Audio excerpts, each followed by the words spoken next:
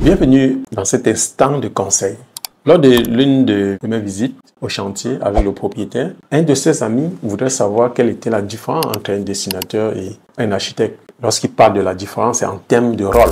Sinon, on dirait que même en termes de prononciation, il y a déjà une différence. Mais il parlait en termes de rôle parce qu'il estime que sa maison, c'est un dessinateur qui l'avait fait, non un architecte, contrairement à la maison de son ami où un architecte a fait. Mais c'est vrai qu'il notait aussi une très grande différence en termes de la conception. Mais il faut noter qu'un dessinateur se concentre principalement sur la création de dessins et de plans, tandis qu'un architecte se concentre sur la conception et la planification des bâtiments et des espaces. Un dessinateur travaille généralement sur la supervision d'un architecte ou d'un ingénieur, tandis qu'un architecte est souvent le professionnel responsable de la conception et de la planification d'un projet. Un dessinateur nécessite généralement une formation technique ou un diplôme en dessin technique, tandis qu'un architecte nécessite généralement un diplôme en architecture et une licence pour